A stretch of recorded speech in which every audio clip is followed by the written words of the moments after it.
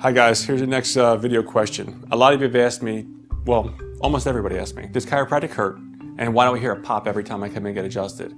Well, chiropractic shouldn't hurt. Most people, when chiropractic hurts, it usually means that there's a little bit of inflammation in the tissue, or sometimes you're in a car accident. The joints are just sensitive enough as they are. So when we get in and do a little bit of work in there, it does tend to get a little bit tender. But what you can do is put a little bit of ice on it.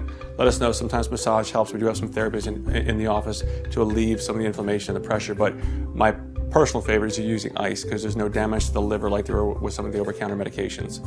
But the pop in your neck, you could probably make your neck pop like this if you wanted to. But with the pop in your neck comes from the nitrogen inside of the joint just being released as we open up the joint and make the correction. It's kind of like if I took a bottle of Coke and I shake it up and I pull the top off and everything sprays everywhere. That's how the nitrogen in the joint is. When I release the pressure on the joint, or when Dr. Mike relieves the pressure on the joint, you're just hearing the gas being released. So it's safe, almost like popping your knuckles, which clinically isn't bad for you as long as you don't go out of a normal space. It's just rude. So that's the question for today. If you have any more questions on that, just shoot me an email.